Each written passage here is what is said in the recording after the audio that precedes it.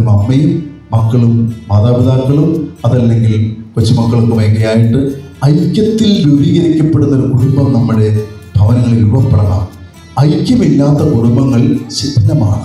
അവിടെ ഓരോരുത്തരും വ്യക്തിപരമായ ആശയങ്ങൾ പറയുമായിരിക്കും, വ്യക്തിപരമായ കാര്യങ്ങൾ ചെയ്യുന്നുണ്ടായിരിക്കും, എന്നും ഭക്ഷണം അത്താഴം മുടങ്ങാതെ ജീവിക്കുന്നുണ്ടായിരിക്കും. പക്ഷേ സ്നേഹമുണ്ടാകുകയില്ല, ഉയർച്ച ഉണ്ടാകുകയില്ല, ഐശ്വര്യം ഉണ്ടാകുകയില്ല. അതിനൊരു മുന്നോട്ടുള്ള ഗതി മന്ദീഭവിച്ചതായിരിക്കും എന്നുള്ളതാണ്. ആയതുകൊണ്ട് പിതാവ് പുത്രനെ ബഹുമാനിക്കുന്നത് പോലെ പുത്രൻ പിതാവിനെ ബഹുമാനിക്കുന്നു. പിതാവും പുത്രനും ബഹുമാനിക്കപ്പെടുന്നത് പോലെ പരിശുദ്ധാത്മാവും ബഹുമാനിക്കപ്പെടുന്നു. ത്രിയേക ദൈവം തത്വരഹസ്യത്തിലെ ഈ മൂന്ന് ആളുകളും പരസ്പര പൂരകങ്ങളായി പരസ്പരം ബന്ധപ്പെട്ടിരിക്കുന്നത് പോലെ നമ്മുടെ കുടുംബങ്ങളിൽ ഈ ഒരു രഹസ്യം പരിശുദ്ധമായി തന്നെ കണ്ട് നമ്മുടെ ജീവിതത്തിലെ ഭാഗമാക്കണം.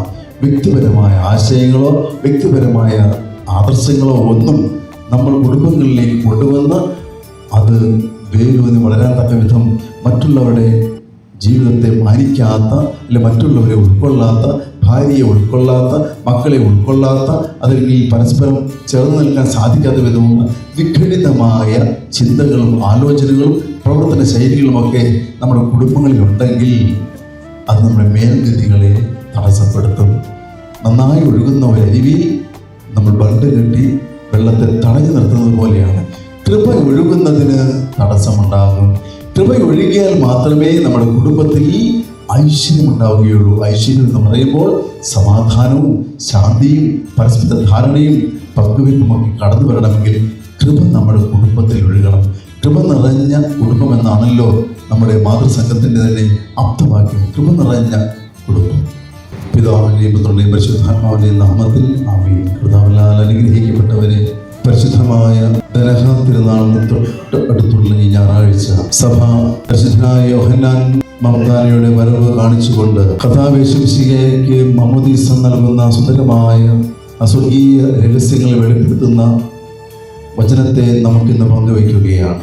യോഹന്നാൻ ശ്ലീഹായുടെ സുവിശേഷം 1-ാം അധ്യായത്തിൽ 29 മുതൽ 34 വരെയുള്ള തിരുവചനങ്ങളിൽ സഭ നമ്മെ ഇന്ന് പഠിപ്പിക്കുന്നത് പിതാവും പുത്രനും പരിശുദ്ധാത്മാവുമായ ത്രിയേക ദൈവത്തിൻ്റെ സഹവാസത്തിൻ്റെ ആഴമേറിയ അർത്ഥം നമുക്കിന്ന് മനസ്സിലാക്കി തരികയാണ്. ആദിയിൽ ദൈവം ആകാശവും ഭൂമിയെ സൃഷ്ടിച്ചു എന്ന് തുടങ്ങുന്ന ഉൽപ്പത്തിയുടെ പുസ്തകം 1-ാം അധ്യായത്തിൻ്റെ 1-ാമത്തെ വാക്യം മുതൽ തുടങ്ങുന്ന ഏറ്റവും മനോഹരമായ വിശുദ്ധ ഗ്രന്ഥത്തിലെ ദൈവസൃഷ്ടിയുടെ മഹാത്മ്യം വെളിപ്പെടുത്തുന്ന രഹസ്യത്തിൻ്റെ ഉള്ളടക്കം പിതാവായ ദൈവത്തോടൊപ്പം പുത്രനായ യേശു മിശിഹ ഉണ്ടായിരുന്നു എന്ന് നമ്മെ ഇന്ന് പഠിപ്പിക്കുകയാണ്. പിതാവായ ദൈവം സൃഷ്ടിക്കുമ്പോൾ അവിടുന്ന് മാത്രമായിരുന്നില്ല ആ സൃഷ്ടികർമ്മത്തിൽ തൻ്റെ ഏകജാതനായിരുന്ന പുത്രനായ യേശു മിശിഹായും ഉണ്ടായിരുന്നു എന്നുള്ളതാണ് സ്നാപക യോഹന്നാനിലൂടെ ഇന്ന് വചനത്തിൽ 31-ാമത്തെ തിരുവചനത്തിലൂടെ നമ്മെ കാണിച്ചു തരിക. വളരെയധികം അർത്ഥവത്തായ ഒരു കാര്യമാണ്. കർത്താവ് യേശു മിശിഹ ലോകത്തിന് വെളിപ്പെടാൻ പോകുന്ന ആ പരമപരിശുദ്ധമായ ദനഹ തിരുനാൾ, ഈശോയുടെ മാമോദീസായുടെ മുൻകൂട്ടിയുള്ള ഈ വലിയ വിവരണം നൽകുന്നത് സ്നാപക യോഹന്നാനിലൂടെയാണ്. സ്നാപക യോഹന്നാൻ നമുക്കറിയാം വലിയ കാത്തിരിപ്പിൻ്റെ മുന്നോടിയായിരുന്നു.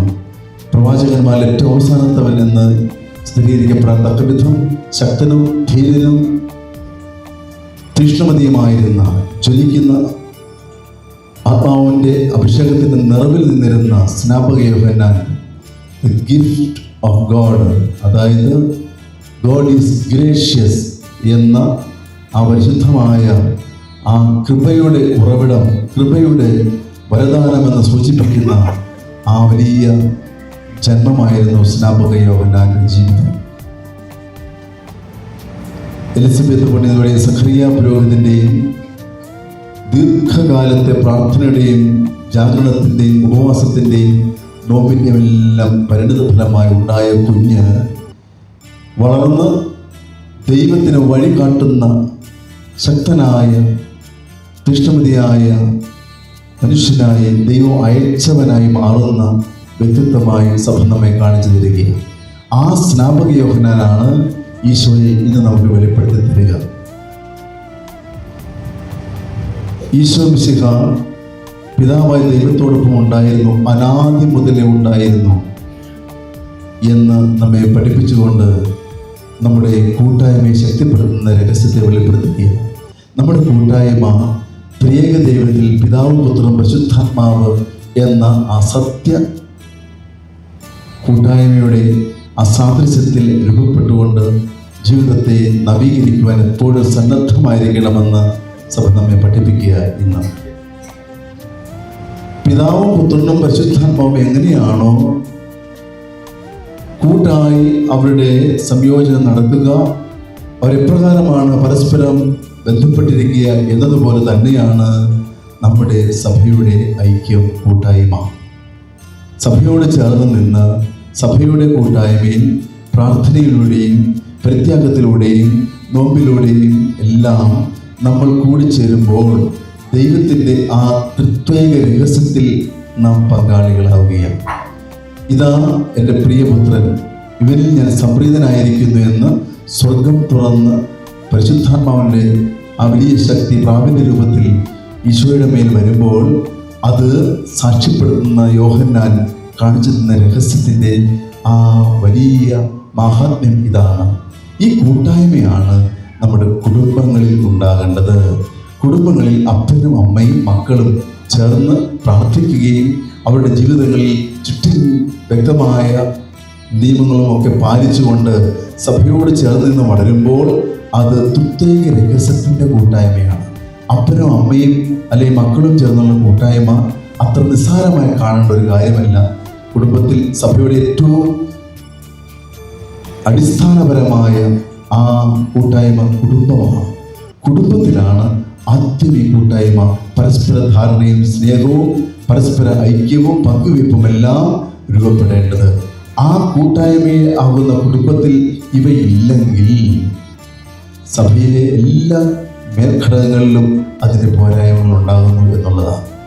അതുകൊണ്ട് നമ്മുടെ കുടുംബങ്ങൾ, ഗാർഹിക കുടുംബം വളരെ ശ്രദ്ധയോടെ നമ്മൾ പരിപോഷിപ്പിക്കണം. ദൈവത്തിൻ്റെ പരിശുദ്ധാത്മാഭിഷേകത്തിൻ്റെ ശക്തി നമ്മുടെ കുടുംബങ്ങളിൽ നമ്മുടെ കൂട്ടായ്മയെ യോജിപ്പിക്കണം, സ്നേഹബന്ധങ്ങളെ കൂട്ടിയുറപ്പിക്കണം. അപ്പനും അമ്മയും മക്കളും മാതാപിതാക്കളും അതല്ലെങ്കിൽ കൊച്ചുമക്കൾക്കുമൊക്കെ ആയിട്ട് ഐക്യത്തിൽ രൂപീകരിക്കപ്പെടുന്ന ഒരു കുടുംബം നമ്മുടെ ഭവനങ്ങളിൽ രൂപപ്പെടണം. ഐക്യമില്ലാത്ത കുടുംബങ്ങൾ ശിഥിലമാണ്. അവിടെ ഓരോരുത്തരും വ്യക്തിപരമായ ആശയങ്ങൾ പറയുമായിരിക്കും, വ്യക്തിപരമായ കാര്യങ്ങൾ ചെയ്യുന്നുണ്ടായിരിക്കും, എന്നും ഭക്ഷണം അത്താഴം മുടങ്ങാതെ ജീവിക്കുന്നുണ്ടായിരിക്കും. പക്ഷേ സ്നേഹമുണ്ടാകുകയില്ല, ഉയർച്ച ഉണ്ടാകുകയില്ല, ഐശ്വര്യം ഉണ്ടാകുകയില്ല. അതിനൊരു മുന്നോട്ടുള്ള ഗതി മന്ദീഭവിച്ചതായിരിക്കും എന്നുള്ളതാണ്. ആയതുകൊണ്ട് പിതാവ് പുത്രനെ ബഹുമാനിക്കുന്നത് പോലെ പുത്രൻ പിതാവിനെ ബഹുമാനിക്കുന്നു. പിതാവും പുത്രനും ബഹുമാനിക്കപ്പെടുന്നത് പോലെ പരിശുദ്ധാത്മാവും ബഹുമാനിക്കപ്പെടുന്നു. ത്രിയേക ദൈവം തത്വരഹസ്യത്തിലെ ഈ മൂന്ന് ആളുകളും പരസ്പര പൂരകങ്ങളായി പരസ്പരം ബന്ധപ്പെട്ടിരിക്കുന്നത് പോലെ നമ്മുടെ കുടുംബങ്ങളിൽ ഈ ഒരു രഹസ്യം പരിശുദ്ധമായി തന്നെ കണ്ട് നമ്മുടെ ജീവിതത്തിൻ്റെ ഭാഗമാക്കണം. വ്യക്തിപരമായ ആശയങ്ങളോ വ്യക്തിപരമായ ആദർശങ്ങളോ ഒന്നും നമ്മൾ കുടുംബങ്ങളിലേക്ക് കൊണ്ടുവന്ന് അത് വേരുവന്ന് വളരാൻ തക്ക വിധം മറ്റുള്ളവരുടെ ജീവിതത്തെ മാനിക്കാത്ത, അല്ലെ മറ്റുള്ളവരെ ഉൾക്കൊള്ളാത്ത, ഭാര്യയെ ഉൾക്കൊള്ളാത്ത, മക്കളെ ഉൾക്കൊള്ളാത്ത, അല്ലെങ്കിൽ പരസ്പരം ചേർന്ന് നിൽക്കാൻ സാധിക്കാത്ത വിധമുള്ള വിഘടിതമായ ചിന്തകളും ആലോചനകളും പ്രവർത്തന ശൈലികളുമൊക്കെ നമ്മുടെ കുടുംബങ്ങളിലുണ്ടെങ്കിൽ അത് നമ്മുടെ മേൽഗതികളെ തടസ്സപ്പെടുത്തും. നന്നായി ഒഴുകുന്ന ഒരരുവിയിൽ നമ്മൾ ബണ്ട് കെട്ടി വെള്ളത്തെ തടഞ്ഞു നിർത്തുന്നത് പോലെയാണ്. കൃപ ഒഴുകുന്നതിന് തടസ്സമുണ്ടാകും. കൃപ ഒഴുകിയാൽ മാത്രമേ നമ്മുടെ കുടുംബത്തിൽ ഐശ്വര്യം ഉണ്ടാവുകയുള്ളൂ. ഐശ്വര്യം എന്ന് പറയുമ്പോൾ സമാധാനവും ശാന്തിയും പരസ്പര ധാരണയും പങ്കുവയ്പ്പുമൊക്കെ കടന്നു വരണമെങ്കിൽ കൃപ നമ്മുടെ കുടുംബത്തിൽ ഒഴുകണം. കൃപ നിറഞ്ഞ കുടുംബം എന്നാണല്ലോ നമ്മുടെ മാതൃസംഘത്തിൻ്റെ തന്നെ ആപ്തവാക്യം. കൃപ നിറഞ്ഞ കുടുംബം, കൃപയുടെ കുടുംബമായാൽ മാത്രമേ അവിടെ സ്നേഹക്കൂട്ടായ്മയാകുന്ന സഭയുടെ ഐക്യത്തിൽ നിലനിൽക്കുന്ന കുടുംബമായി വളരുകയുള്ളൂ. സ്നാപക യോഹന്നാനിലൂടെ നമുക്ക് വെളിപ്പെടുത്തുന്നത് ഈ രഹസ്യം നമ്മൾ നാളെ കഴിഞ്ഞത് ചൊവ്വാഴ്ച 6-ാം തീയതി കർത്താവ് യേശു മിശിഹായുടെ പെരുന്നാൾ, അത് ഏറ്റവും മനോഹരമായ മമ്മുദീസായുടെ ആ യോഗ്യതയോടെയുള്ള ആ അനുഭവം നമുക്ക് ബോധ്യപ്പെടുമ്പോൾ ഈശോ പരസ്യമായി ദൈവപുത്രനാണെന്ന് സ്ഥിരീകരിച്ചുകൊണ്ട് ജീവിതം ആരംഭിക്കുകയും ഇവൻ എൻ്റെ പ്രിയപുത്രൻ, ഇവനിൽ ഞാൻ സംപ്രീതനായിരിക്കുന്നു. ഇതേ മാനം നമ്മുടെ എല്ലാ ഭവനങ്ങളും നിറയട്ടെ. ഇതെൻ്റെ കുടുംബം, ഇതെൻ്റെ ആത്മാവ് വസിക്കുന്ന കുടുംബം, ആത്മാവ് വസിക്കുന്ന എൻ്റെ കുടുംബം ഒരു ദുഷ്ടാരൂപിക്കും ഒരു ദുഷ്ടചിന്തയ്ക്കും ദുഷ്ടകുടില തന്ത്രങ്ങൾക്കും വിട്ടുകൊടുക്കാൻ ദൈവം അനുവദിക്കില്ല. ആ ഭവനങ്ങൾ ദൈവം തന്നെ ഊട്ടി ഉറപ്പിക്കുന്ന, അത് പരിപാലിക്കുന്ന അനുഭവം ഓരോ ദിവസവും നമുക്കുണ്ടാകും. നമ്മുടെ വ്യക്തിപരമായ സ്വാർത്ഥമായ ഒരു ആഗ്രഹങ്ങളും അതിനെ നിഗ്രഹിക്കാൻ നമ്മൾ ഇടവരുത്തരുത്. ദൈവഹിതത്തിന് വഴങ്ങുന്ന കുടുംബങ്ങളെയാണ് ദൈവത്തിൻ്റെ കൃപ കൊണ്ട് നിറയുന്ന, കൃപ നിറഞ്ഞ കുടുംബങ്ങളായി തീരുക.